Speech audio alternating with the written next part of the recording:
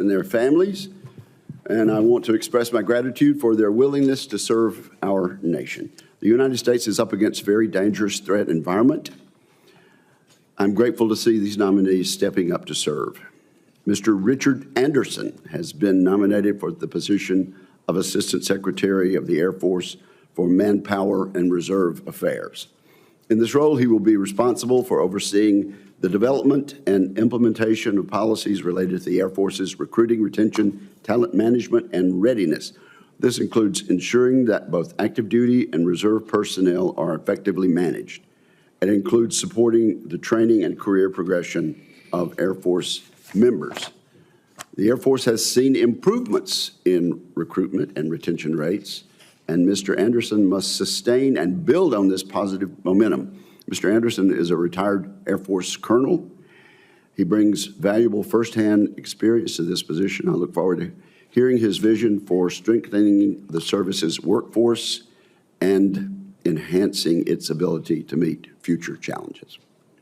Mr. Matthew Napoli has been nominated to be Deputy Administrator for Defense Nuclear Nonproliferation with the National Nuclear Security Administration.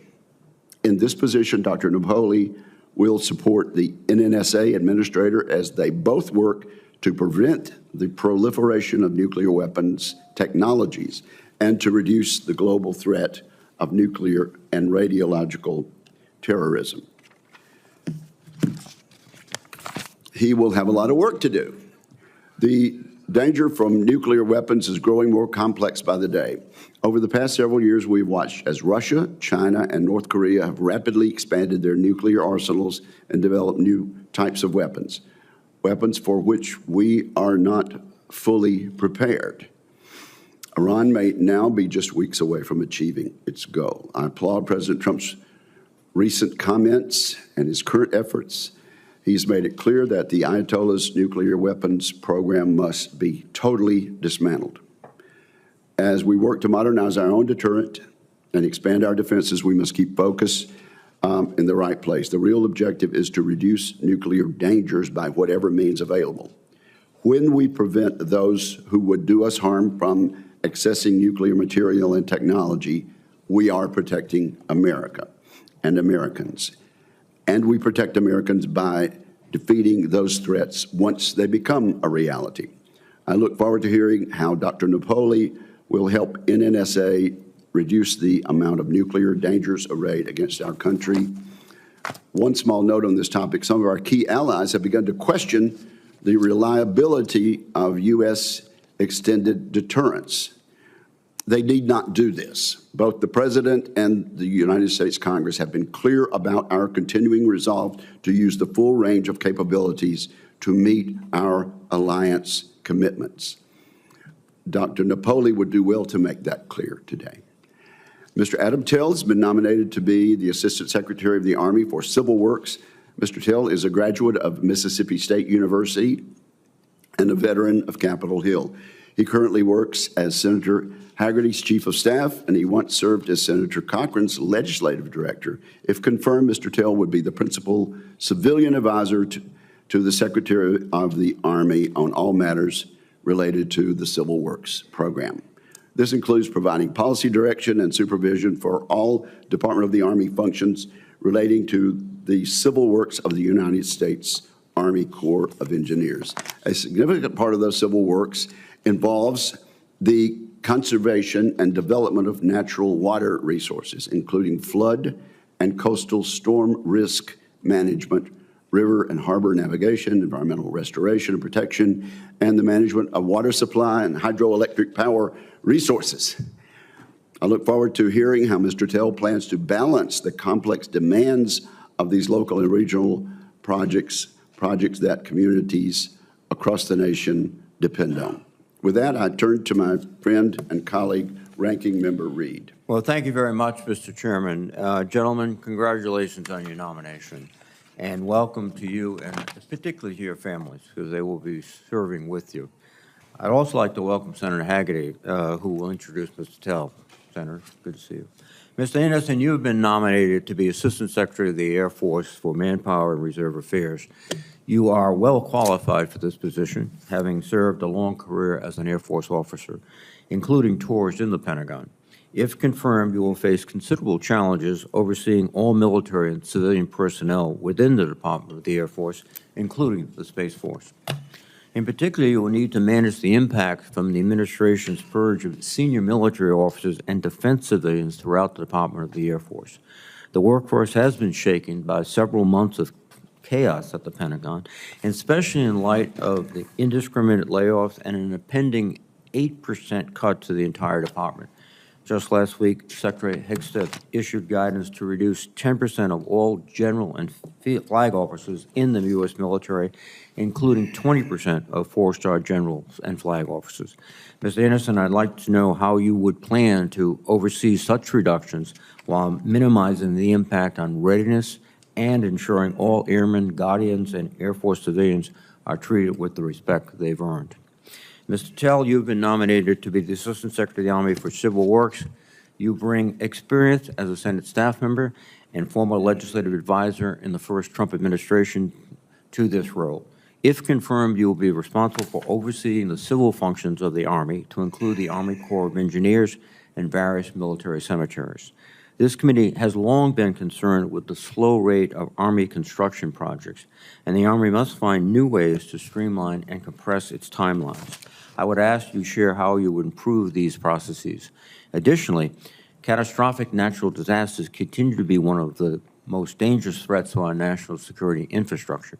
Given the increasing importance of environmental resiliency, I would like to know your plans for incorporating extreme weather projections in the planning and design of civil works projects.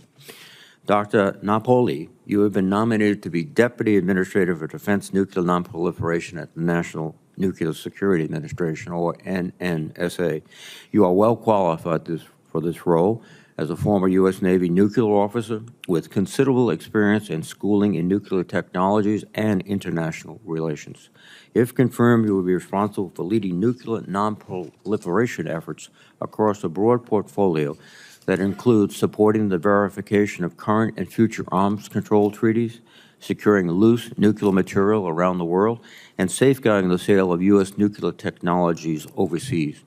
On the international stage, you will be charged with supporting the U.S. interagency for any future negotiations with Iran with respect to its nuclear capability, leading technical efforts for any follow-on nuclear weapons agreements with Russia after the New START, which will expire very shortly, and coordinating efforts to verify and secure North Korea's nuclear capabilities if a freeze is reached. These are complex challenges. I would ask that you discuss how you would address them. I want to thank again the nominees for their willingness to serve, and I look forward to testimonies. Thank you, Mr. Chairman.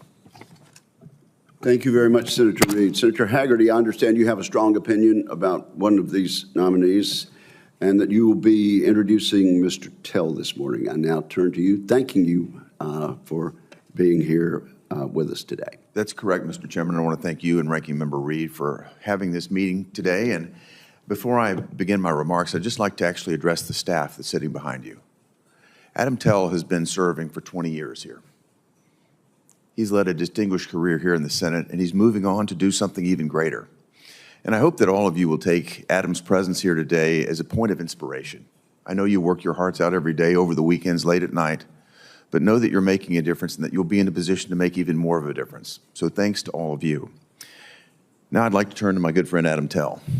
I've been privileged to know him for a number of years. Adam is President Trump's nominee to be the Assistant Secretary of the Army for Civil Works. As you all know, the Assistant Secretary of the Army for Civil Works has a range of important responsibilities, including oversight of the Army Corps of Engineers. The Corps and its 26,000 civilian and military personnel play a vital role for the United States, not just for the Department of Defense, but also for the safety, security, and prosperity of the many Americans who benefit from the ports, the waterways, and the flood control infrastructure that's maintained by the Corps across our nation. When you consider Adam's background and expertise, it's no surprise why President Trump picked him for this key position. As a native of Northport, Alabama, and magna cum laude graduate in computer science and communication from Mississippi State University's Bagley College of Engineering, Adam hails from some of the very states that depend greatly on the critical civil works that he's now called to lead. Indeed, Adam knows firsthand how the work of the Army Corps of Engineers will impact the lives of people in the United States and around the world. Moreover, Adam is a true patriot and has served in the U.S. government faithfully and with great distinction for the past 20 years. Adam began his Senate career in the office of Senator Richard Shelby in 2005. Starting in 2000, he worked for the next 10 years in the office of the late Senator Thad Cochran of Mississippi and rose through the ranks to become Deputy Chief of Staff and Legislative Director. Adam then worked as the Chief Staff Member on the Senate Appropriation Committee's Homeland Security Subcommittee. There he served under chairmanship of Senators Thad Cochran, Richard Shelby, and John Bozeman, as well as Shelley Moore Capito.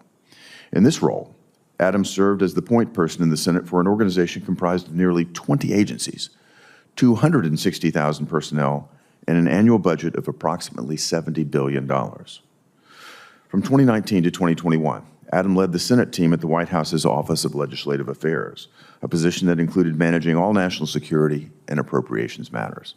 Of note, Adam played a critical role in helping to conclude and implement President Trump's historic Abraham Accords that brought peace and prosperity to Israel and to 4 Arab nations.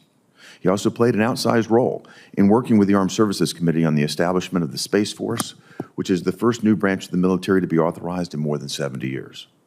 Adam is now my Chief of Staff, where each and every day I rely upon his expertise, his experience, and his judgment. I've seen Adam bring people together to solve problems. He's mentored and grown my staff, and he's provided thoughtful and effective leadership and strategic direction on some of the toughest problems that face our nation. In short, Adam is just the leader that our nation needs in the Pentagon.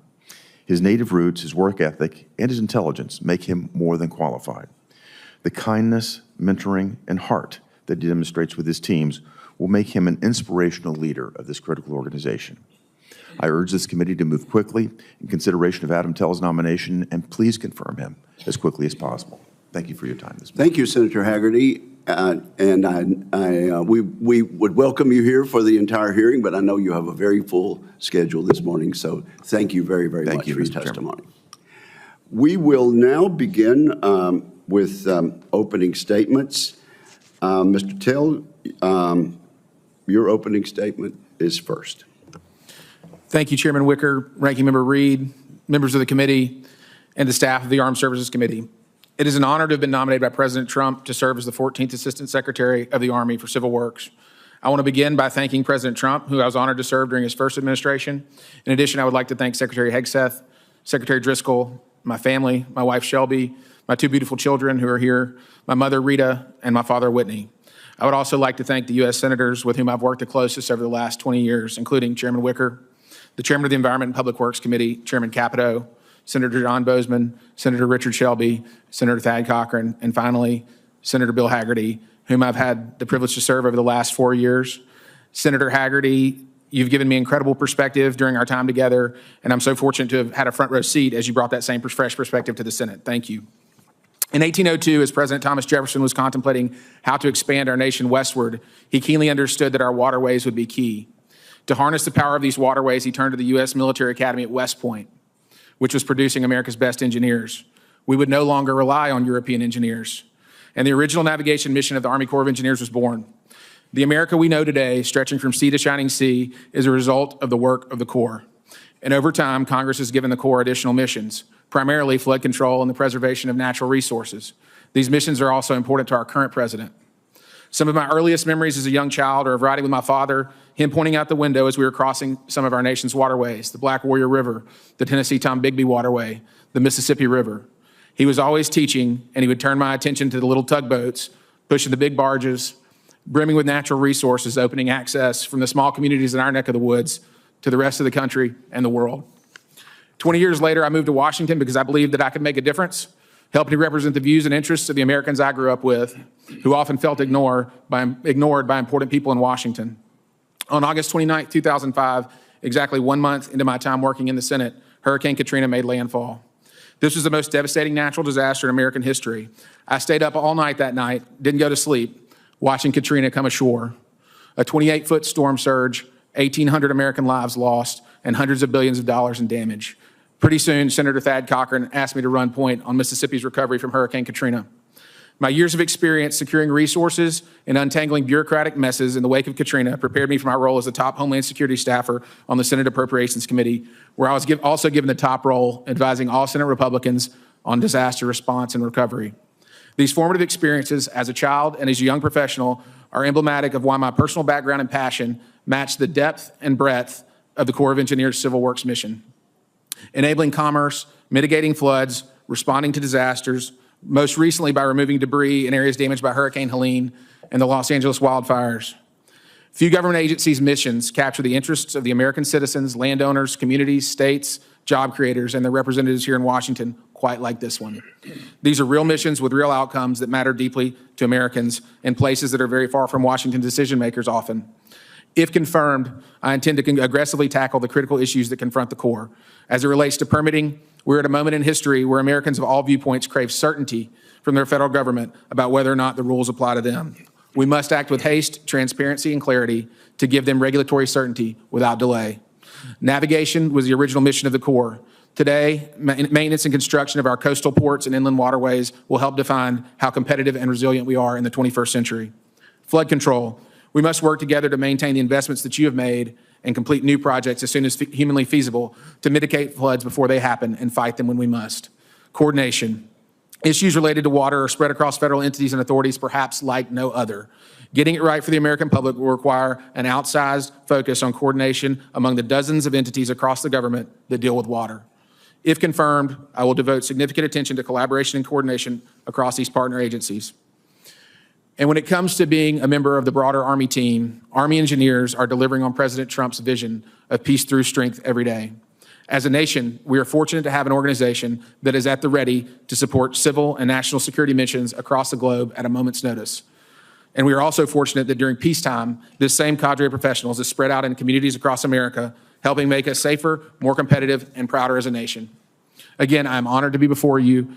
If I have the honor of being confirmed by the Senate, I commit to be responsive to our nation's politically accountable leaders, the President, the members of this committee, and the members of the Senate and the House of Representatives. Thank you, Mr. Chairman, Ranking Member Reed. I look forward to answering your questions. Thank you, Mr. Tell. Colonel Anderson. Good morning, Chairman Wicker, Ranking Member Reed, and distinguished members of this committee. Thank you for the opportunity to appear before you today as the nominee to be Assistant Secretary of the Air Force for Manpower and Reserve Affairs. I especially thank President Trump for nominating me to you for consideration. Most of my adult life has been spent in the cloth of the country, and to find myself before you today is something that I never expected to happen when I hung up my uniform for the final time 16 years ago. I'm joined today by my wife, Ruth, a retired Air Force career nurse and senior medical commander. Our story is almost identical to the one you heard earlier from Dr. Mink in his opening statement when he acknowledged his wife, also a retired Air Force nurse. Like the Minks, the Andersons got off to a rocky start, shall we say, with a disagreement when we met during my visit to an Air Force hospital emergency room some 40 years ago. Ruth was my nurse that night, and you probably can figure out the rest of that story. And like Mrs. Mink, the future Mrs. Anderson thought me to be, in the words of Dr. Mink, somewhat of a nerd. Ruth and I celebrated our 39th wedding anniversary just days ago, and we count our greatest achievement to be the great kids that we raised together and a herd of world-class grandchildren, two of whom are here today, Felix, age 10, Jasper, age 9, whose 4 siblings are watching at home today. I began my Air Force career in 1979 after graduating from Virginia Tech and its Corps of Cadets. I spent the first half of my military career in the intercontinental ballistic missile career field, focused on the strategic defense of the country. I spent the second half of my career in the Air Force International Affairs career field, focused on building durable relationships with the 43 Air Forces in countries throughout Asia and the Pacific. So in total, I spent 30 years in uniform, retiring from active duty in 2009 after 8 years at the Pentagon, on the Air Staff and at OSD. After the Air Force, I spent the better part of a decade representing Prince William County, Virginia, in the Virginia General Assembly, chairing the Joint House Senate Military and Veterans Caucus and touching every piece of legislation that passed through our body affecting 800,000 Virginia veterans. So, throughout my life, my focus has been on people. And in that spirit, I relish this opportunity, if confirmed by this committee, for a position of trust to lead the Air Force organization that focuses exclusively on the great airmen and guardians who serve our nation. And if confirmed, I pledge to you that people will continue to be the central focus of my every waking hour. I strongly feel that we must fly the flight plan that's been articulated by Air Force Chief of Staff Dave Alvin and Chief of Space Operations Chance Salzman for more Air Force, more Space Force. We must invest in a 21st century weapon systems that deter aggression. And if failing that, we need to be able to fly, fight, and win the nation's wars.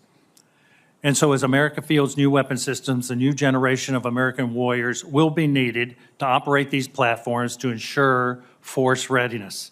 And that's where I wish to be, should I be fortunate enough to be confirmed as an Assistant Secretary of the Air Force. Thank you for the privilege of appearing before you today. Should I be confirmed, I look forward to working with you individually and collectively in ensuring that America's airmen and guardians are fully ready to provide for the common defense of the nation. Thank you. Thank you, Colonel Anderson. It seems that the future Mrs. Anderson learned early on how you dealt with adversity and your tolerance for pain. Is that correct? I would say so, Senator. Interesting story there. Thank you very much for your testimony. And now, Dr. Napoli, you are recognized. Chairman Wicker, Ranking Member Reed, members of this esteemed committee, I respectfully appear before you today seeking your confirmation for my service as Deputy Administrator for Defense Nuclear Nonproliferation within the National Nuclear Security Administration, Department of Energy. Before I begin, I would like to thank President Trump and Secretary of Energy Chris Wright for their trust and confidence.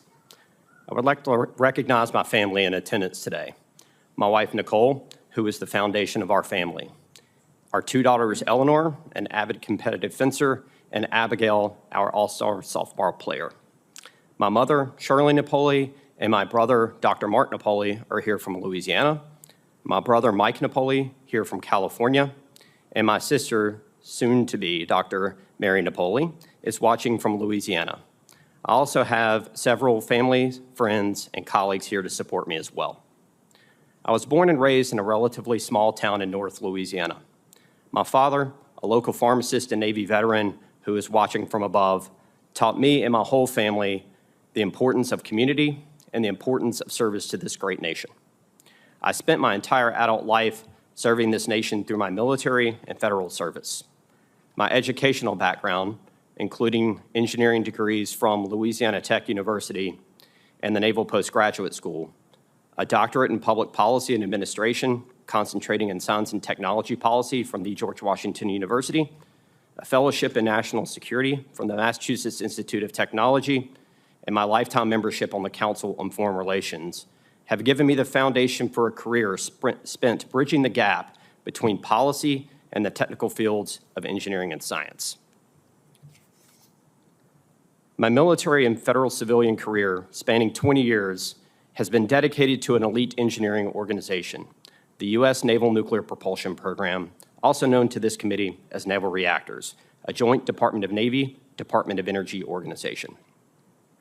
Naval Reactors has afforded our Navy with an unmatched asymmetric advantage in naval warfare. This advantage is manifested in the nuclear-powered fast attack submarine, the ocean's apex predator, the ballistic missile nuclear-powered submarine, the backbone of American strategic deterrence, and the nuclear-powered aircraft carrier, 100,000 tons of U.S. sovereign territory anywhere in the oceans at any time. I'm proud to have served on this team.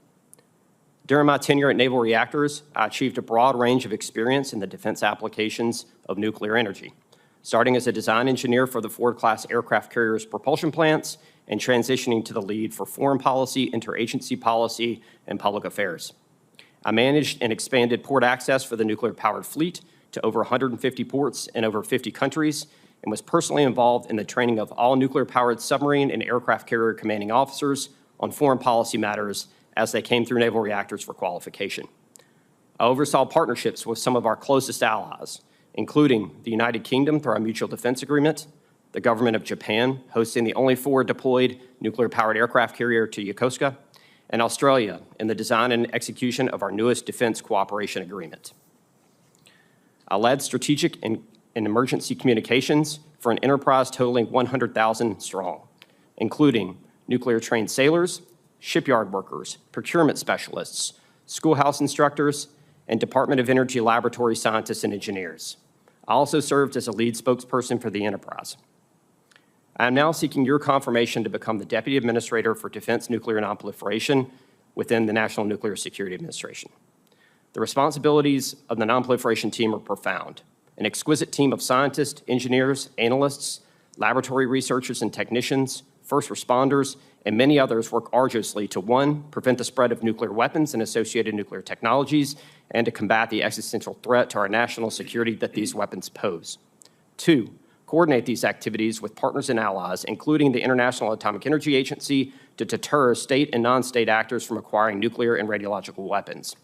And 3, stand ready to respond in the event of nuclear or radiological weapons usage. Our nation faces immediate, complex challenges in the area of nuclear nonproliferation. If confirmed, I'm ready to take upon these responsibilities with the utmost urgency. Thank you. Nicely done, and thank you for staying within the time limitation. We now have standard questions that we ask our civilian nominees, and not just need a verbal yes or no from each of you simultaneously. Have you adhered to applicable laws and regulations governing conflicts of interest? Yes. Yes. Have you assumed any duties or taken any actions that would appear to presume the outcome of the confirmation process? No.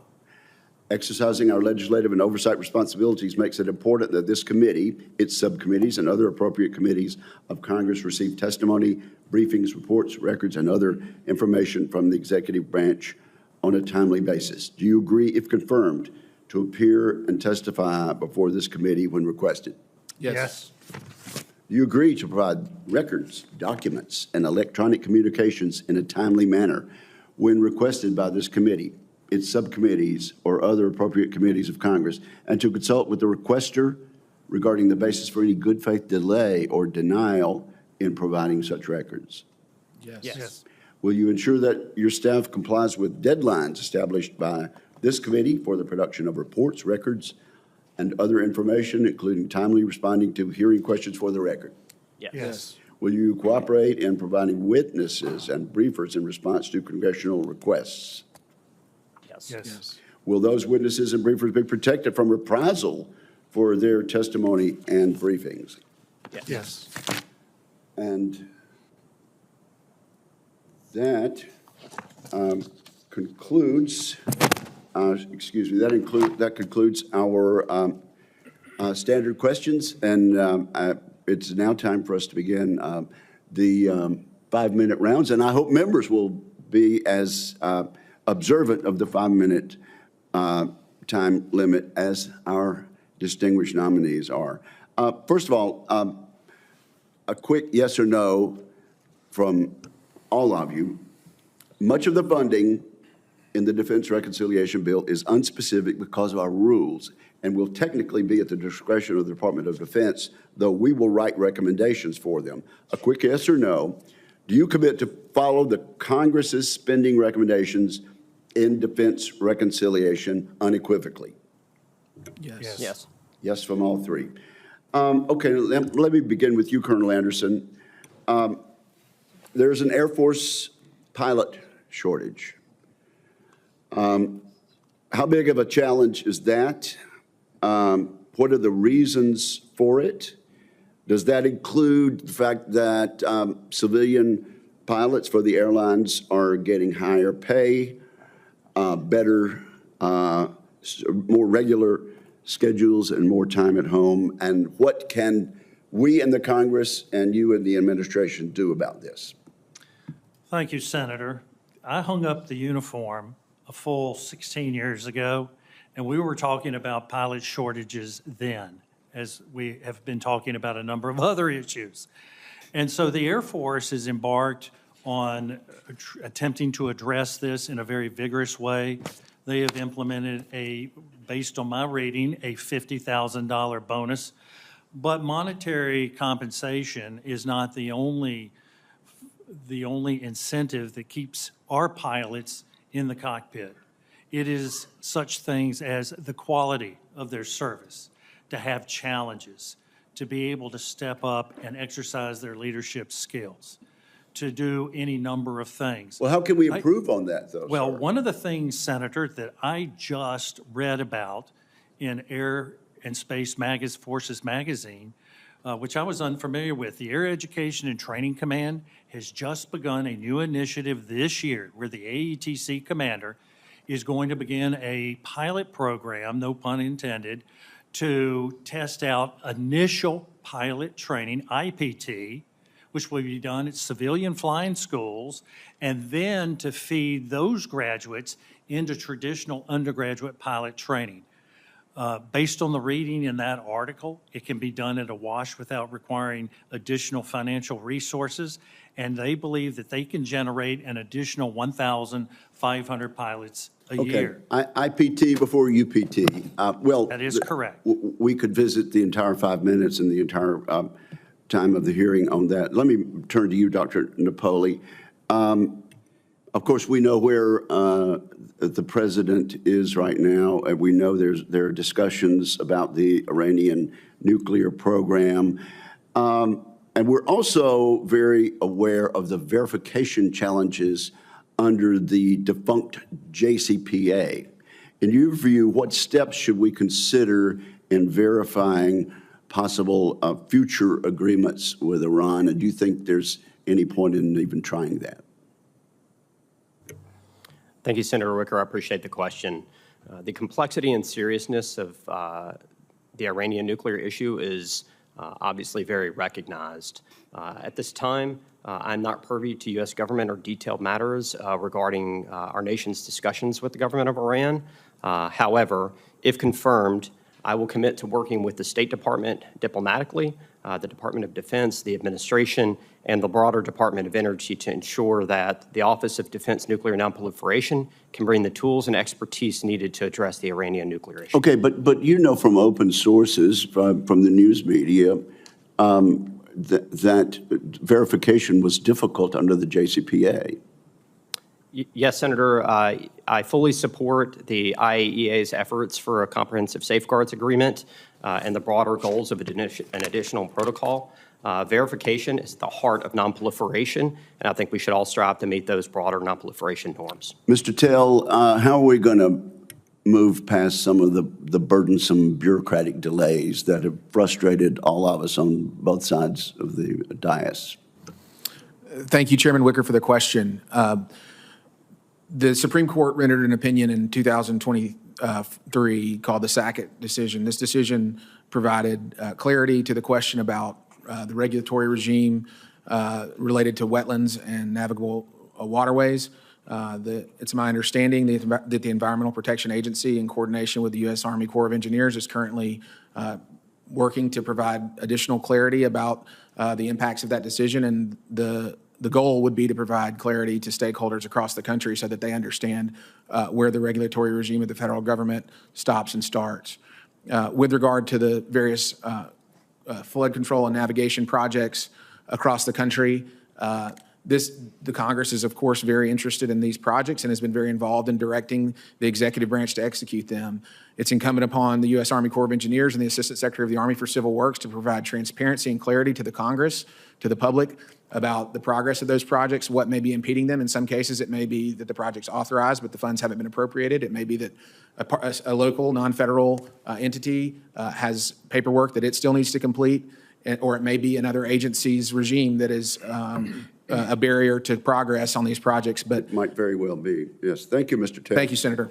Senator Reed. Thank you very much, Mr. Chairman, and thank you, gentlemen, for your testimony. Mr. Anderson, recruiting has always been a challenge, and the chairman referred to it. There's been a vast increase in resources. It appears to be coming up. We've seen progress that was measurable by 2024, but to declare victory would be a profound mistake. Is there one thing that you would emphasize in the recruiting process to accelerate it or to maintain it? Well, thank you, Senator Reed. I believe the Air Force is on a correct trajectory, as we have seen. They are on a glide path now to completing recruiting goals this year. I read an article the other day that as of May 1st, that the Air Force had already completed 75% of its recruiting goals. The Space Force, of course, historically has been very effective at doing that. Our job is to, number one, go to where individuals are, that we can attract into this exciting career in the service of our Air Force and our Space Force. Another thing, and this is purely something that I have thought about, and that is that our recruiting force, the men and women who interface with young people in America to bring them into the uniform of the country, they are in a special duty assignment, not in a career field as defined by an Air Force specialty code. Napoli we need to grow a career field so that we put experts in the field. Thank you very much, Colonel Anderson. Dr. Napoli, one of the problems that I'm beginning to observe, and this also applies to all the services, is that these offers to senior people to retire could have a devastating effect on our technical civilians with civilians. One of them is the Naval Undersea War Center in Newport, but the NNSA, the Department of the Air Force, has many centers of excellence in technology, and frankly, it's my understanding that it's usually the people that are the best that leave because they have tremendous opportunities outside.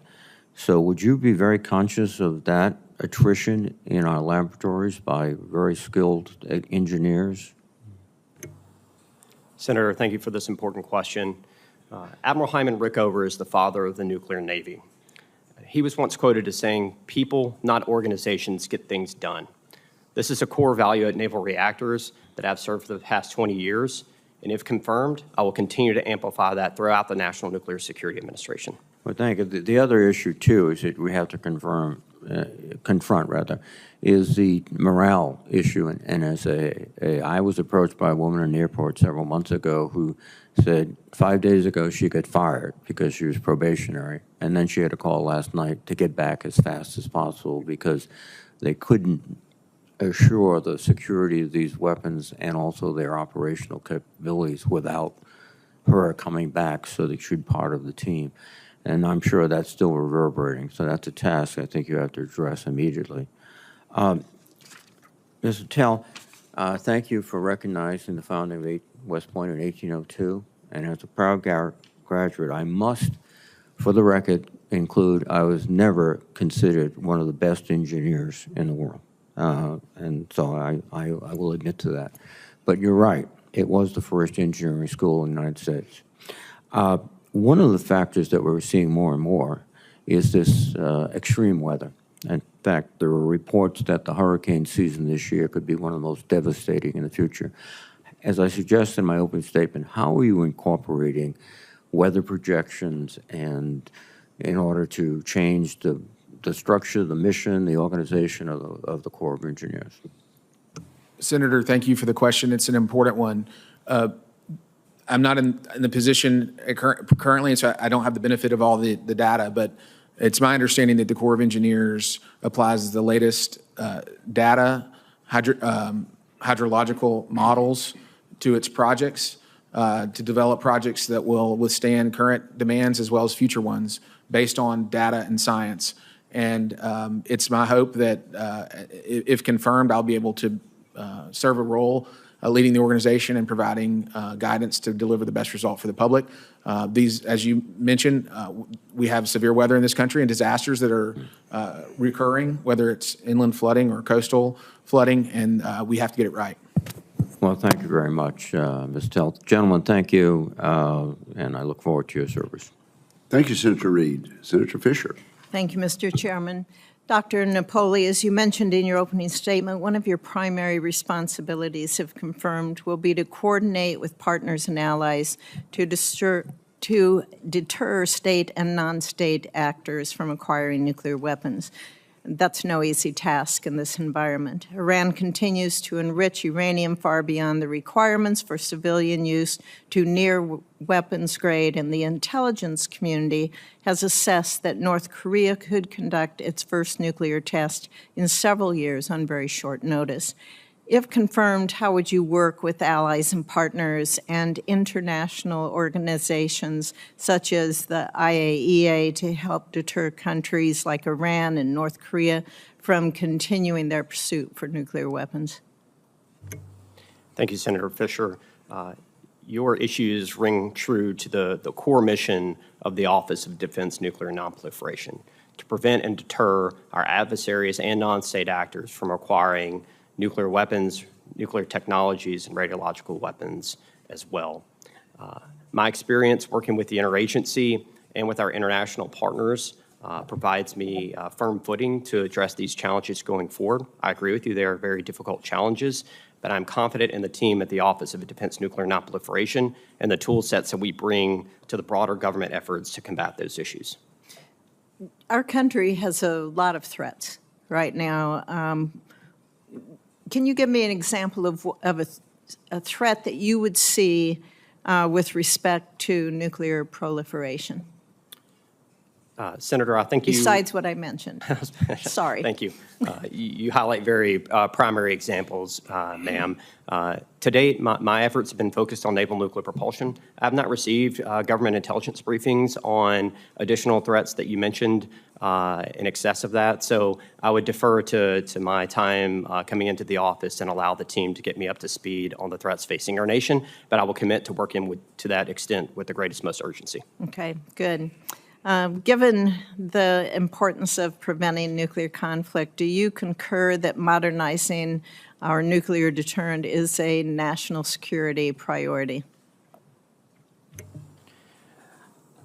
Senator, I think nuclear deterrence is the backbone of American strategic defense policy. The goal and mission of NNSA is to provide a safe, reliable, and credible nuclear weapon to the Department of Defense. If so fortunate to be confirmed, I will support the broader NNSA missions to provide that to the department. The United States has the most effective processes in place for safeguarding our nuclear and radioactive materials, and one that is underappreciated, I think, by many. It is NNSA's leadership in development of technologies to detect potential smuggling or illicit movement of nuclear and radioactive materials. If confirmed, how would you work with allies and partners to share our expertise in that area in detecting and also safeguarding those dangerous materials? Thank you, Senator Fisher. Security is at the heart of the nuclear program within the United States. I've had the pleasure of participating in that mission from the Navy's perspective for the past 20 years, and I look forward to carrying that forward to the Office of Defense Nuclear Nonproliferation. Your point rings home very true. Our business in this area to prevent the spread and proliferation of nuclear material and associated technologies is incredibly important. My experience working with our international partners, I will carry that forward and continue that movement to ensure that it's a broader approach to defense nonproliferation norms, both with our partners and with the IAEA. Thank you, sir. I look forward to working with you. Mr. Tell, good to see you again. I appreciated you coming in and visiting with me about how important water is to my state of Nebraska. Our surface water, the many miles of river we have, and also the Ocala Aquifer, the High Plains Aquifer, which lies under our state, and what a wonderful resource that is. But what I wanted to ask you about is managing the Missouri River. Flood prevention and control along the Missouri is of the utmost importance to the state of Nebraska. Will you commit to ensuring that when it comes to managing the Missouri River, flood control and prevention will be a top priority? Senator Fisher, thank you for the question, and thank you for visiting with me in your office. The Missouri River, of course, by 1 mile, is the longest river in the United States, just edging out the Mississippi. But it is 1 mile. It is 1 mile, and it begins in Senator Sheehy's state and ends in Senator Schmidt's state, and it runs right through your state, Senator. And I would just say that flood control is one of the primary missions of the Corps of Engineers, along with navigation and aquatic ecosystem restoration, and all of these issues have to be managed and balanced. In your state in 2019 with the Missouri River flood, we saw it devastate agricultural interests in your state. We saw strategic military installations under the threat of flooding. And so this is something we have got to get right, and it requires stakeholder input up and down the system and balancing all the interests that exist from Montana to Missouri. Thank you. I hope we can work on having flood control projects move faster. Look forward to working. Senator Fisher, I'll work with you on that. Thank you. 1 mile. And Senator King. Thank you, Mr. Chairman. Mr. Anderson, welcome to the committee. Several years ago, Senator Cotton and I had what amounted to a focus group with a group of Air Force pilots without a lot of brass in the room so they could talk freely. And the interesting conclusion that was reached during that discussion was that the principal desire of these pilots in terms of their retention, of their staying in, was that they wanted to fly, and that there were too many cases where they were assigned to desks and they didn't get the time in the air, that was why they joined the Air Force. I hope you'll take that into consideration. You mentioned the $50,000 bonus, but interestingly, and we started our meeting thinking that it would be bonuses and quality of life and those kinds of things, but it was the fact that the Air Force had this process that took pilots out of the cockpit, and that was one of the major reasons for the loss of the pilots from the Air Force. I hope that's something you'll consider. Senator, that is a very good question, but simply because when I was in uniform, and I was not a pilot, I was in Missile and Space Operations and then the International Affairs career field, but that was an enduring challenge, and I think that that is a legitimate issue that should be raised again, because I have heard precisely the same thing from my colleagues, both retired and on active duty. Thank you. I appreciate that. Mr. Telly, you mentioned your experience with Katrina and later on with disaster response. Does FEMA play an important role in disaster response in this country, particularly for major disasters that affect more than one state? Senator King, thank you for the question. And FEMA certainly has played a role in disaster response. The U.S. Army Corps of Engineers under the National Response Framework is, of course, charged with leading on debris removal.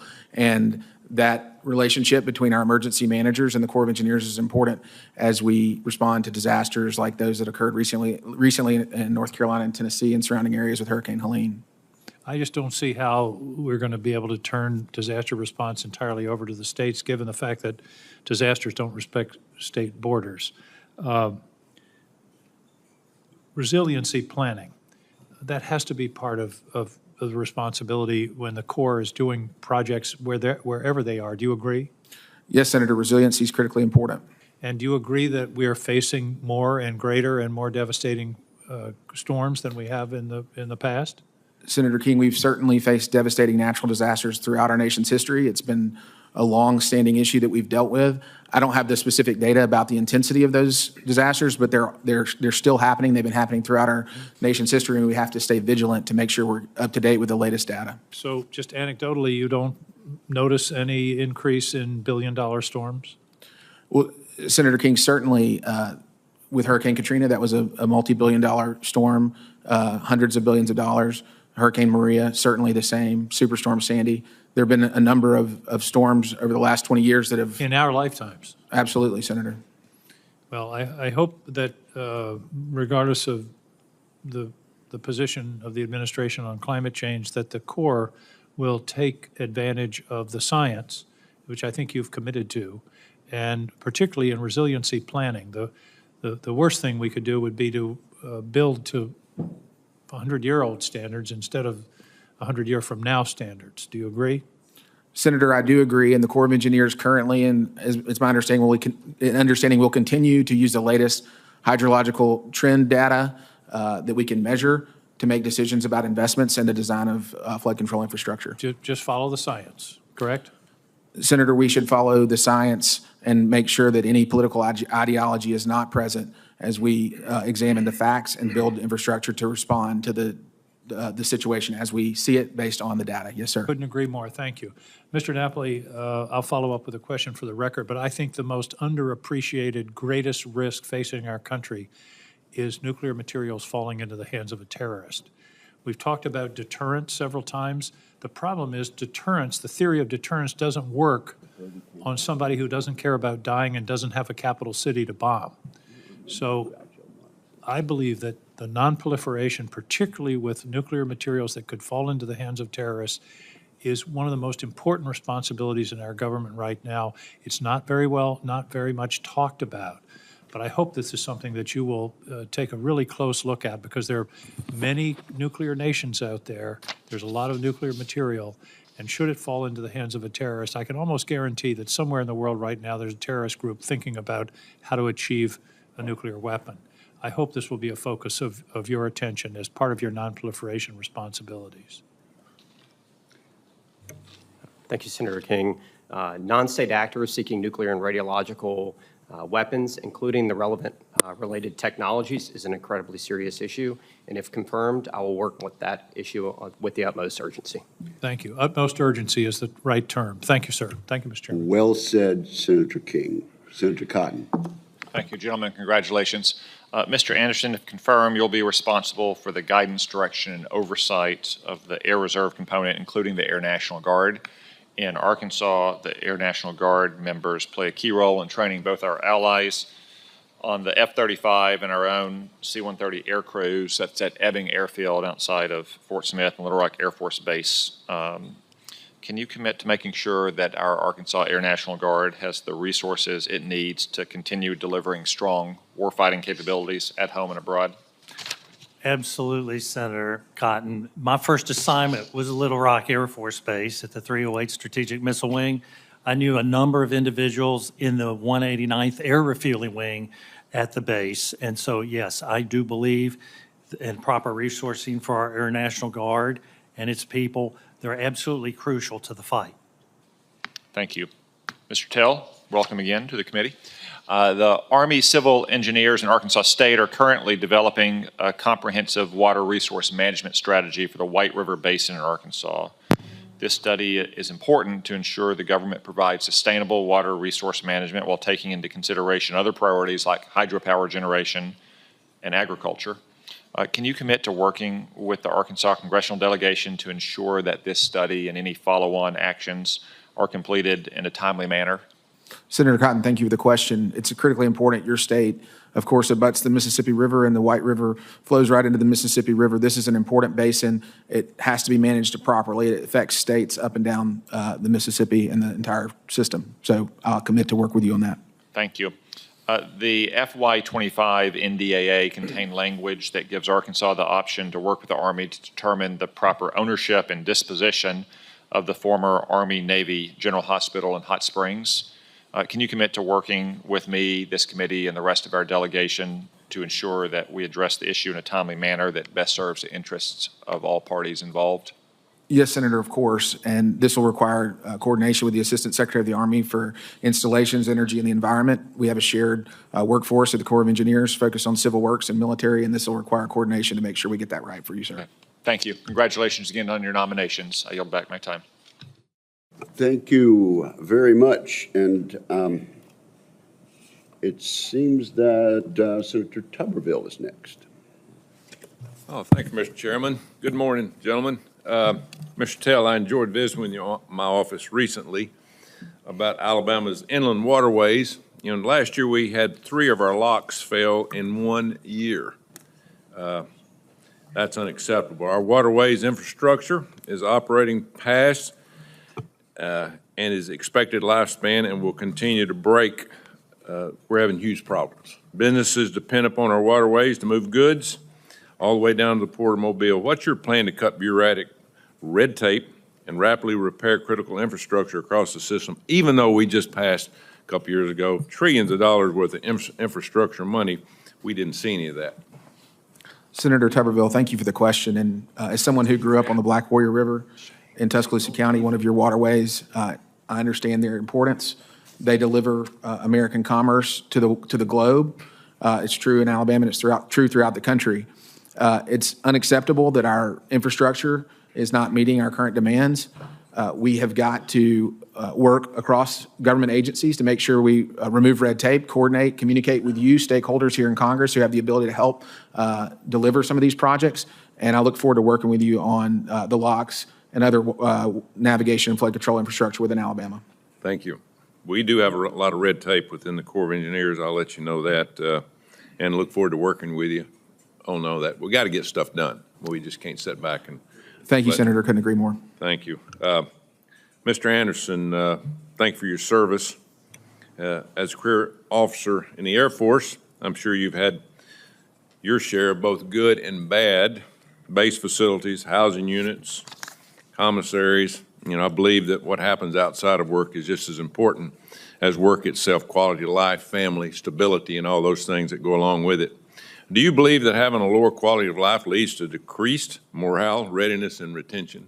Absolutely, Senator. Thank you. And how do you plan on working with your colleagues in the Air Force staff to address all these issues? Because we do have problems.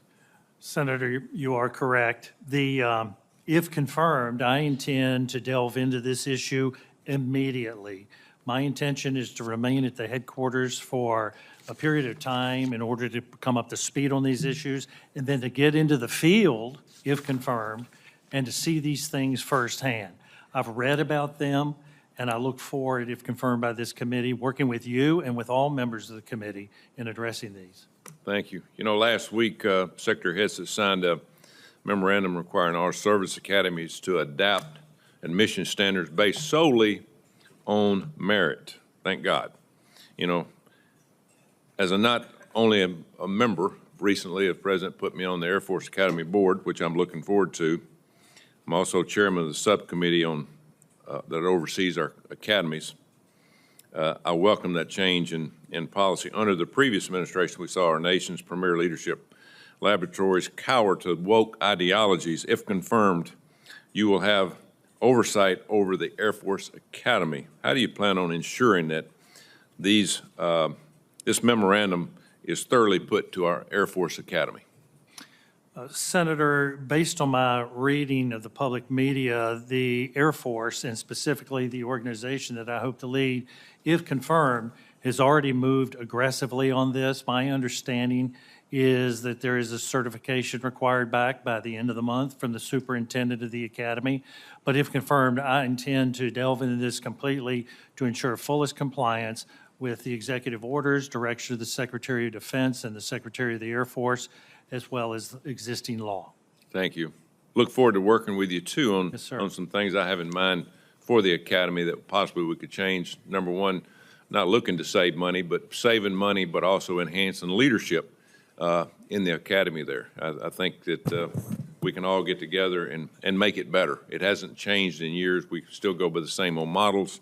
And again, we're looking for leadership. That's what the Air Force Academy and all of our academies represent, you know, for our military. I do have some more questions. I'm out of time, but I'll give them to you for the record. Thank you very much, Senator Tuberville. Senator Rounds. Thank you, Mr. Chairman. First of all, to all three of you, thank you for your continued service to our country. Mr. Tell, state and local governments really do play a key role in flood prevention and response. That collaboration is critical between the federal, state, and local.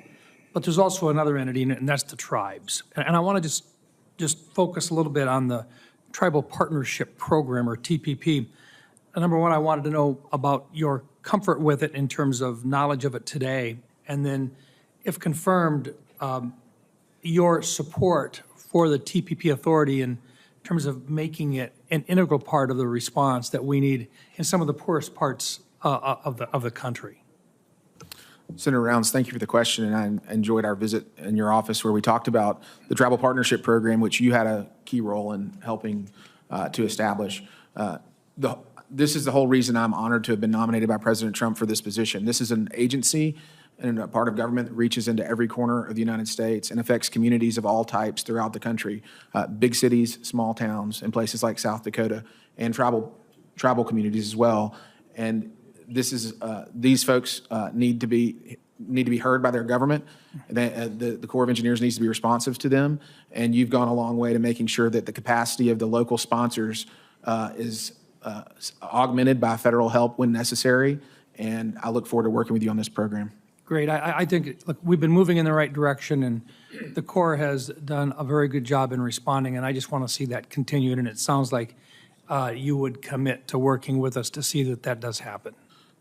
Senator, we must listen to all the stakeholders that are affected by the work of the Corps of Engineers to make sure we balance the different mission sets and obligations appropriately. Thank you. Mr. Anderson, both Chairman Wicker and Senator King have talked a little bit about the Air Force's persistent pilot shortage. From this committee's oversight perspective, what systemic or disruptive changes should the department be exploring to address not just recruitment, but long-term retention of really these very highly skilled aviators? And specifically, I mean, we're talking about folks that are fighter pilots, bomber pilots, plus our mobility platforms themselves. At what point do we acknowledge that the legacy approaches that we're taking simply aren't working? Thank you for the question, Senator. This is an enduring, evasive, elusive problem that we have tried to address for many years. I believe, first of all, that the current program with compensation, increased compensation bonuses for these pilots is insufficient. We can see it in the numbers. I already cited the initiative from the Area Education Training Command for initial pilot training. But also, it is all about quality of life, and I do believe the previous question about affording pilots the opportunity to remain in the cockpit for the duration of their careers is in fact a valid one, but one that has not been embraced by the United States Air Force. I think you might have hit it on the head, at least in terms of what these guys want to do. They want to stay in and they want to fly. That's what they got there in the first place for. So I appreciate your recognizing that, and I think in terms of this committee's role and responsibility, we should be looking at what disruptive approaches may very well have to be considered, and we look forward to learning more about your thoughts in the near future. Thank you, Senator. Also, Mr. Anderson, recruiting and retaining talent in highly technical areas such as cyber, AI, and space systems remains a challenge due to private sector competition, very similar to what we've got in our pilot shortage. What strategies do you see as the most effective for strengthening the Department of the Air Force's civilian and uniform talent pipeline in these critical domains? Thank you, Senator. That is a crucial question that confronts us today. We must go to the place where the talent resides, and it must be in places where there are younger people. There are a number of programs that generate the right young people with the scientific and technical mindsets that can feed into these career fields very capably. The Air Force Association is a very durable Cyber Patriot program. Junior ROTC conducts a number of cyber activities for their young people. And so we must go and explore these fertile grounds in order to bring people with the right talent and the right mindset into these positions. Thank you. And my time has expired, but Dr. Noli, I do have one question for the record that I'll submit to you. But thank you. Thank you all. Thank you, Mr. Chairman. Thank you very much. Senator Scott. Thank you, Chairman. Congratulations on each of you on your nominations, and I know you're going to do a great job. Mr. Tell, do you have any friends in Florida? Senator, I do. My wife behind me is from Pinellas County, and her family, of course, is still there in St. Petersburg. Well, I wish you the best of luck, because the Corps' reputation, not the people. The people of the Corps are wonderful people, but the Corps' reputation in Florida, as we've talked about, is horrible. I mean, you can't get an answer. They don't, I mean, it's just like a black hole of information.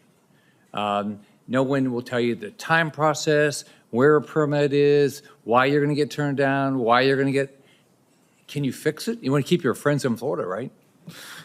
Senator Scott, certainly. You raised a very important issue, and your state is one that is surrounded on at least three sides by water. Water is critically important to the state of Florida, both inland and on the coasts. It's unacceptable that we can't give you answers. Your state Your state has more capacity, or as much capacity as any state in terms of dealing with these issues, and has taken on a leadership role. And we ought to be working in a competitive, in a complementary way with the state of Florida. And I hope that you and I can visit the Jacksonville district office together. So you think at the end of this, you're going to have friends in Florida? Your family's going to talk to you? Well, Senator, I hope so. I'm going to do the best job I can for the nation, and if that's true, it'll be the best job I can do for Florida. Do you have any friends on the beach in Florida? Senator, I do often visit the beaches when I'm visiting my in-laws, and I know we have some major issues related to beach nourishment, and it's most acute in Pinellas County. There's been a large challenge. It's actually all the way down to where I live in Naples. They changed how they looked at it. They said, think about this, on private land, and so you have private land, and then the public land, the beach is public land, right? The way it works in Florida.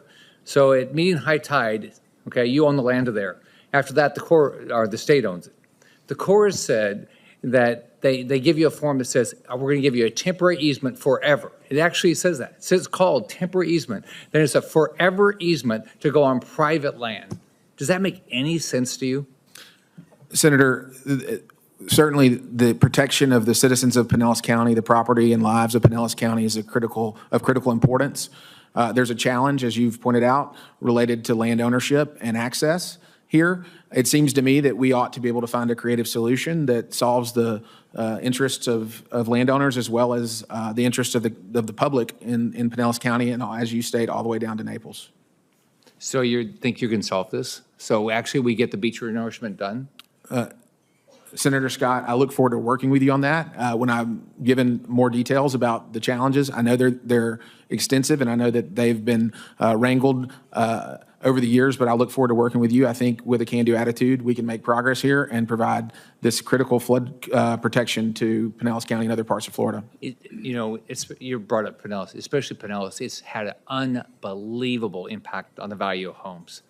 Not being able to get the beach renourishment done because, we had 3 bad storm surges in the last 2.5 years. So it's had a pretty big impact over there. Senator, I agree totally. My family was affected by those storms there, and I look forward to working with you on it. So I'm a business guy, and in business, what you get frustrated with is government. The permitting process, the stupid licenses you have to have, and then the regulatory environment. And so then you say, golly, I already got this permit. I did the exact same thing. The state government does the exact same thing the federal government does.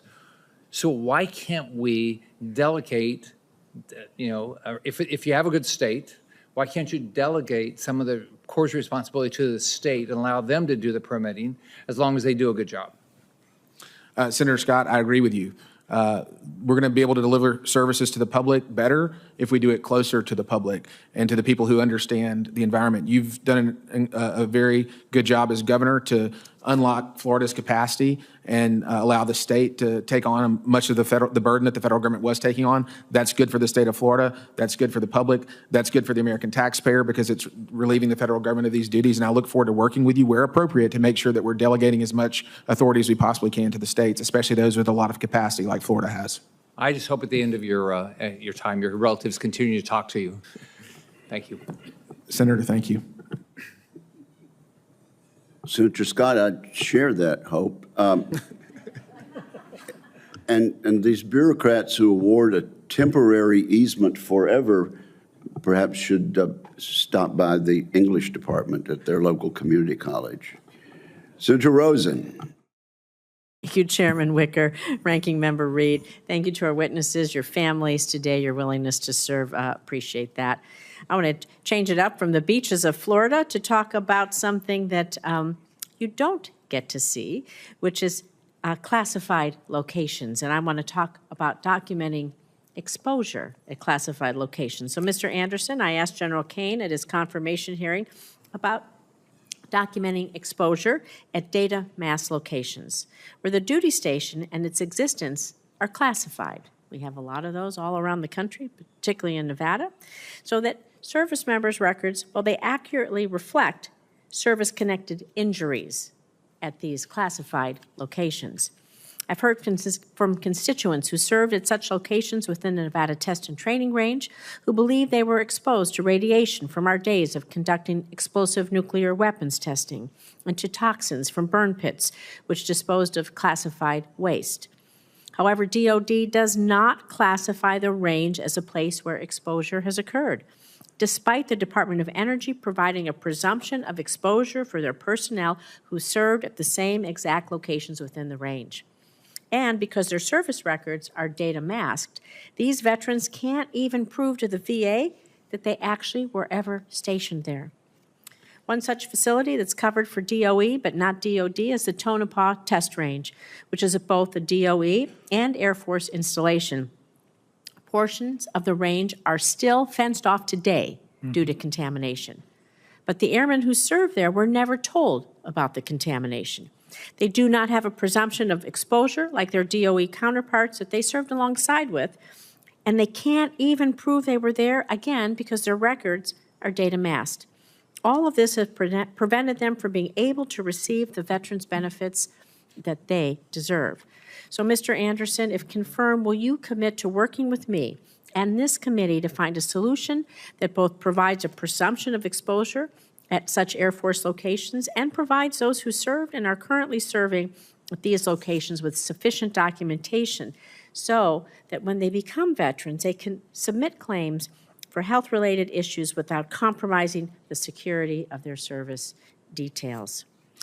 Senator Rosen, absolutely. If confirmed, I will certainly do that. We owe the care and diligence to individuals who have worn the cloth of the country and have served at a mass location or an unmasked location. We take care of our people equally well, and I will commit to working with my counterparts in the Department of Veterans Affairs and with this committee.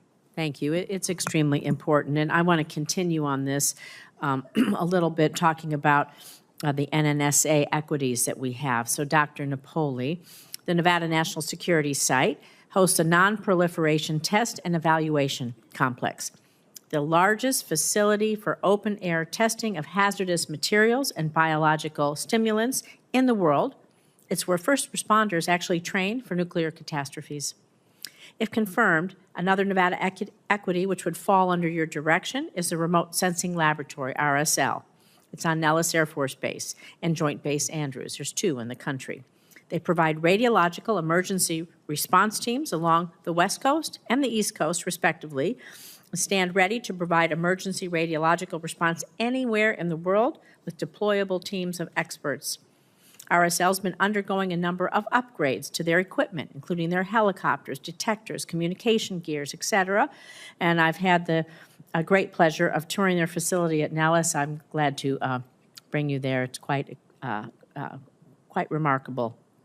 So, Dr. Napoli, if confirmed, what additional investments in the Nevada National Security Site and the Remote Sensing Laboratory do you think would be prudent to ensure that they continue to fulfill their counterterrorism, nonproliferation, and nuclear detection missions in the years ahead? Thank you, Senator. The missions that you outline within the Office of Defense Nuclear Nonproliferation are incredibly important. I do look forward to learning more about the nuclear emergency response teams and their actions in the state of Nevada. I've not previously gotten briefed on the details associated with those programs, but I do look forward to learning about that very quickly upon entering into the position. I would say that my experience with the Naval Nuclear Propulsion Program, I have extensive experience in emergency planning and emergency response. So I look forward to bringing those skill sets to the position and leading the team moving forward on those initiatives. Well, thank you. I welcome you to Nevada. We'll give you a great tour. Take you up on that. Thank you so much. Thank you, Chairman. Thank you, Senator Rosen. Senator Mullen. Thank you, Chairman, and thank you all for being here. Mr. Tell, I want to talk to you about the Port of Catoosa. It's a 445-mile channel that runs from essentially the Mississippi all the way up to the Port of Catoosa, which is the largest inland water port west of the Mississippi and on the Gulf of America. It also provides roughly 50% of all agricultural products that flow in and out of the Midwest. It goes up to the Port of Catoosa, which is just outside of Tulsa, and from there it gets on rails and trucks and gets trucked the rest of the way up. It was opened in 1971, and since roughly the 90s, we have talked about increasing the depth because of the amount of traffic that's on it. Right now, it's dredged at 9 feet in depth, and it also has a critical backlog, which means that any of the levees could shut down at any given time, of increasing almost $1 billion critical backlog needs. The Port of Catoosa, for some reason, continues to be treated like, this is not politically correct, but whatever, the redheaded stepchild. And other projects in the Ohio or the Mississippi or other areas of waterways seem to get the most attention. However, the Midwest feeds the United States and many parts around the world. And yet we're in a critical situation here where we need to increase the depth of the channel from 9 feet to 12 feet. The study has been going on literally since the 90s. An additional study started again in 2005 and expired in roughly 2014. We could see a 40% increase in cargo influx into the port and out of the port for every foot we increase it. 40% increase of cargo, which would be drastically an improvement to what we deal with today. Not to mention the timing and the cost to get ag products in and out of the Midwest, because as we hit the Mississippi, we actually change out of one barge to another barge that actually is obviously deeper and bigger for us to be able to navigate through the channel with. My concern is that since the Corps has continued to overlook this, I'm looking for a commitment for you that you will actually take a hard look at this and understand that literally the heartbeat of America, which is our ag products, is in dire straits of being able to get products in and out. And if this navigation channel goes down, the cost is going to bring to all Americans' tables because it will increase in cargo. So would you commit to helping us with this channel? Senator Mullen, absolutely, I will. This is emblematic, the situation you've described, providing access for Oklahoma's farmers and ranchers to the rest of the world through our waterways is emblematic of the Corps' mission, which was originally to use our waterways for the benefit of the American public. Your state's so critical in getting the products from your state to the world, and the opposite of that, getting the world's products to you, is critically important. I understand that this issue has been going on for a long time. It affects the state of Arkansas as well. And certainly as vessel traffic changes, the types of traffic change based on commercial patterns across the globe, we need to make sure that our infrastructure is up to date to meet it. And I look forward to doing everything we can to take a very hard look at this critical asset and make sure that we modernize it to the degree that we can. And I would also, as you described when we were in your office, the critical role that it plays in flood protection in that area as well. And the dredge material often can have a beneficial use in terms of building flood control infrastructure, levees, and otherwise. So I look forward to working with you on that, and I commit to do my very best. Thank you. And I look forward to hosting you when we can get you there. Thank you, Mr. Anderson, real quick, as you know, the Air National Guard performs roughly 30% of the military space operations, staffed by highly skilled professional personnel distributed all across the country. As a directive issue that the President expressed his intent to create a special or a Space National Guard, I would ask your commitment to see this through. There's a lot of concerns in the National Guard about these individuals that are highly skilled that want to be in the Guard being transferred out and forced to either reserve or full-time units, which obviously, as you can see, that would be a major brain drain within the Space Force because these guys aren't going to give up their careers and simply move someplace else. They're in the National Guard because they want to be. Senator, the state of play at the present time, as I understand it from the media, is that determination has been made to transfer basic space functions that are performed in the National Guard to the Space Force. And so that is the policy that exists now. When I find myself inside, should I be confirmed, I would like to address this. However, I will commit to following the existing law as defined in a number of areas and in direction from the President and the Secretary of Defense. The President expressed an intent to create a Space National Guard, so just to put that out, that was his intent. Thank you, sir. I yield back. Thank you, Senator. Senator Kelly. Thank you, Mr. Chairman. Mr. Tell, good to see you. And thank you to all of our witnesses for being here today. And thanks for taking time to meet with me last week. I'm going to see you tomorrow again at our EPW hearing. But I do want to, we'll talk about some Arizona Civil Works projects then. But in this setting, I wanted to ask you about the Army Corps formerly, some formerly utilized defense sites. It's under the FUDS program. As you may know, Arizona has long hosted test sites for the Army and the Air Force, and we have several sites in the state that are no longer actively used, but have unexploded ordnance or some other hazards that require some remediation. And the Army Corps FUDS program is what we rely on for that remediation. For example, in the town of Saranita, in southern Arizona, we have a FUDS site next to the town's high school, and town leaders have expressed significant safety concerns. It's next to the high school. There are signs that say, don't go in this area. What do you think high school students do? They go out into the area anyway. But also on the Tohono O'odham Nation, there's unexploded ordnance that has prevented the tribe from constructing some new water infrastructure.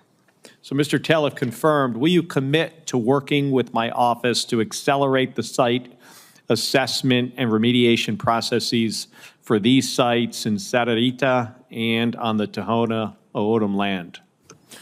Senator, I look forward to working with you on that, and it will require close coordination with the Assistant Secretary of the Army for Installation, Energy, and the Environment. That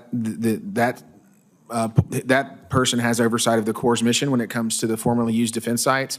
But because the Assistant Secretary of the Army for Civil Works has oversight of the Army Civil Works program, and both of those missions fall under the Corps of Engineers, it will require close collaboration between those two offices to make sure that we get it right. And there are implications, as I understand it from you, on these sites as it relates to water. And so, I'll have a specific focus in that regard, working closely with the Assistant Secretary of the Army for Installations, Energy, and the Environment. Thank you. And more broadly, if confirmed, how will you ensure that communities with FUD sites aren't left waiting for years or decades for the Army Corps to address these at-risk sites and these problems? Senator, thank you. Congress has charged the Army Corps of Engineers with cleanup at formerly used defense sites as well as former Department of Energy sites. Again, the Assistant Secretary of the Army for Installations, Energy, and the Environment has primary responsibility over the Department of Defense sites, whereas the Assistant Secretary of the Army for Civil Works has primary responsibility over the Department of Energy sites. But regardless, we share a workforce with the Corps of Engineers, and it's going to require both offices to coordinate very closely to solve the problems like yours, like the ones you're bringing up, which are very important, of course, to the local community, but also to the country, as the Department of Defense does the important work that it does. All right, thank you. And Dr. Napoli, with new countries pursuing nuclear power, there are growing concerns about safeguards and nuclear fuel cycle risks. If confirmed, how would you ensure that the NNSA's work on securing fissile materials and promote responsible nuclear energy expansion continues? Thank you, Senator. Working with the international community, including the International Atomic Energy Agency, is a core mission of the Office of Defense Nuclear Nonproliferation. As you said, to secure all nuclear materials and ensure their protection, as well as promoting comprehensive safeguards for nations to preclude them from seeking nuclear weapons. If confirmed, I look forward to working both with our broader U.S. government and our international partners to ensure that our nation is protected in that regard. All right. Thank you, and I yield back. Thank you very much. Senator Budd. Thank you, Chairman. And again, congratulations to all of you for your nomination. I appreciate your willingness to serve. Mr. Tell, if confirmed, you'd oversee the Army Corps of Engineers. It's an organization predominantly focused on critical infrastructure and complex civil works. However, I hear from a lot of military leaders, particularly in North Carolina, that sometimes they're required to go through the Corps for certain things that just don't make sense, like minor building repairs or road repairs. It causes long waits, and it leads to substandard conditions for our troops, unfortunately. So if confirmed, would you be willing to look at such policies? And I've heard these policies referred to by my colleagues on both sides of the aisle. A few moments ago, I've heard them called black holes, red tape, bureaucratic nightmares. But would you take a look at these policies and potentially grant more authorities to local personnel to work on their own infrastructure? Senator Budd, thank you for the question. You've addressed a problem that is one that is of critical importance for our nation, for our competitiveness, which has to do with permitting and making sure that we're streamlining the permitting process to ensure that interested parties, both in the economy and national security and defense-related interests, are able to do the work that they need to do to complete their missions. We have a patchwork of permitting requirements at the federal level that is confusing. We need to be taking processes that are currently being performed in series. A process doesn't move to the next desk until the first desk that completes the work on it. We need to be doing those things in parallel instead of in series to deliver results to the public. We need to be transparent about what the holdups are. We need to be communicating with stakeholders across the board in a very clear way, even if it's not the answer that they want to hear, so that they can do what's necessary to move progress forward, both with regard to our economy and national security. I want to continue on. The Army Corps has played a huge role in the cleanup from Hurricane Helene. In Western North Carolina, you're very familiar with that. So I appreciate your addressing it, but will you commit to furthering the Army Corps' role in helping communities recover from natural disasters, and specifically for North Carolina, Hurricane Helene? Senator Budd, absolutely. And as you acknowledged, this is a project that is of critical importance to Western North Carolina, but also East Tennessee and other surrounding areas, South Carolina, West Virginia, Southwest Virginia. This storm affected a large swath of the country. It devastated communities with floods that they couldn't even believe were occurring. And of course, the Corps of Engineers' primary responsibility under the National Response Framework is debris removal, which wound up being a huge issue as plant matter, vegetation, and personal property were washed into the waterways, further exacerbating the problem. And I'm pleased to say that the Corps of Engineers was one of the first federal agencies on the scene. I'm disappointed to say that other federal agencies were not as responsive as the people of North Carolina deserve. And I look forward to working with you in every way possible to make sure that they recover from this disaster. I look forward to working together to get Western North Carolina back on its feet. Thank you. Senator, you've done an incredible job being there on the ground. We've noticed it. Senator Haggerty's been there with you as well. Thank you for your attention to this. And we'll continue. Thank you. Mr. Anderson, thanks again for being here. Congrats on your nomination. You know, as artificial intelligence becomes more common and unmanned collaborative combat aircraft makes its way into the force structure, do you see the Air Force manpower requirements changing in the coming years? Thank you for the question, Senator.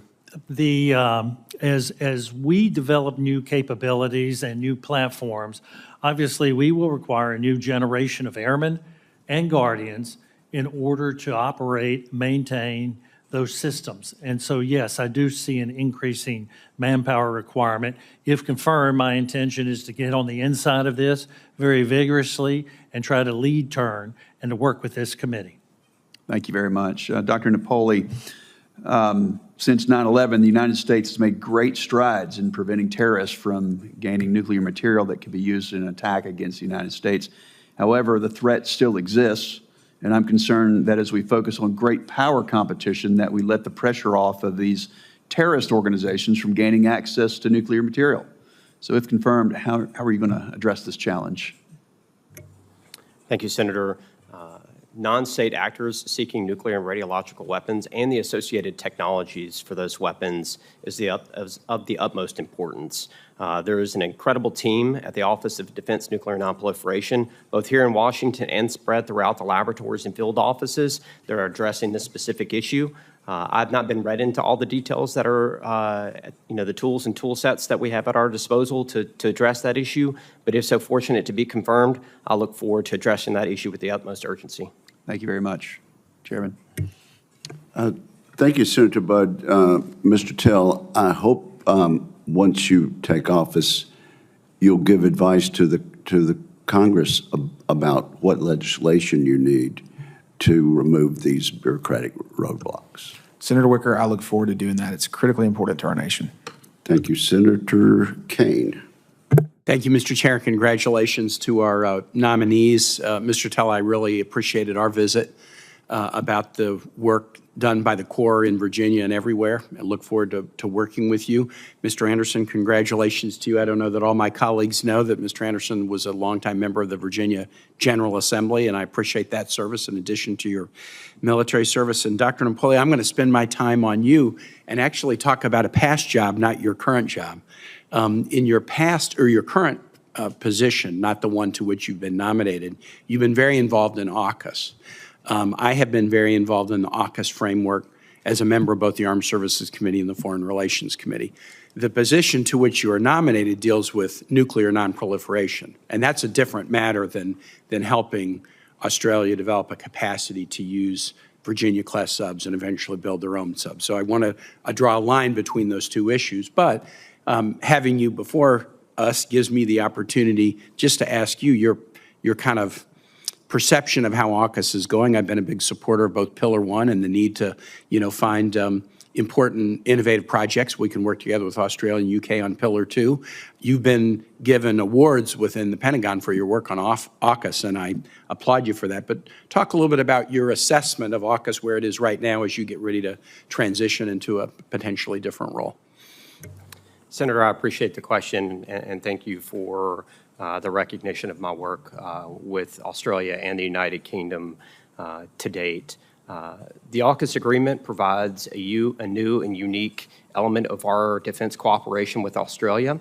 I was fortunate enough to be involved at the ground level as that agreement took shape, and also passing forth the Atomic Energy Act Section 123 agreement here with this body in Congress as well. The cooperation with Australia provides new asymmetric advantages in naval warfare in the region for one of our closest allies. I applaud Australia's efforts to date to invest both, most importantly, the people into this endeavor. And I have also had a personal role if I tie the nonproliferation effort and the AUKUS effort together, because I believe they are inextricably linked. I have worked with the with the IAEA to date to ensure that we're upholding very high nonproliferation standards as Australia seeks a conventionally armed nuclear-powered submarine. I will have a different role moving into the Office of Defense Nuclear Nonproliferation, but I know that the team in the Department of Defense is well-equipped to continue along with the AUKUS endeavor. I'm a huge fan of this framework in the need to focus on the Indo-Pacific. We don't have, the 70 years of a NATO in the Indo-Pacific, and what we need to rely on is a more layered set of relationships, some bilateral, some multilateral, to promote deterrence and stability. I view this as a positive one. I want to thank both the chair and the ranking. The AUKUS framework had to originally go through the Foreign Relations Committee because of jurisdictional issues, but then the leadership here worked very, very hard to kind of take that work product and bolt it on to an NDAA, and they've been very supportive of it. I think going forward, the two challenges that we have are, one, making sure that we can produce the Virginia-class subs called for in Pillar 1 in a timely fashion when we're having challenges meeting our own needs. How do we meet both our needs and the commitments that we've made to Australia? They've invested in us. We need to meet those commitments to show the world that we're good on the commitments we make. But then on Pillar 2, which is very open-ended, which is great, we probably need to define a finite number of deliverables where we can really achieve something, and then once we achieve those, we can look at more. So I think there's a lot of work to be done, but the fact that you were in on the ground floor and that you have helped get this off to a positive start is something I commend, and I also commend Senators Wicker and Reed for being such strong champions of it. And with that, I yield back. Thank you. Thank you. That concludes our question. Colonel Anderson, when were you at Little Rock? Sir, I was in Little Rock from 79 to 84, and for the record, that is the base where I met my wife. Let's hear it for Little Rock. Also, I read you were, as a teen, you were a member of the Civil Air Patrol. Is that correct? Sir, I was. I think that's a valuable citizenship builder and a little known asset for our young people. Do you agree? I would absolutely agree, Senator. I joined the Civil Air Patrol in Southwest Virginia, in Roanoke, at the tender age of 13, and it set the predicate for a 30-year Air Force career, followed by a career in the Virginia General Assembly, and followed by this opportunity should I be confirmed. And so absolutely, yes. I also know, Senator, that you have been a big supporter for Junior Reserve Officer Training Corps. It is also an equally invaluable program, and those two programs are mutually supportive, and I think we must do all we can to support them. And this committee and this Congress has told the Pentagon that we need to do more in that regard, and we intend for that to be enforced. So I want to thank all the witnesses. For the information of members, questions for the record will be due to the committee within 2 business days of the conclusion of this hearing, and with that, we are adjourned.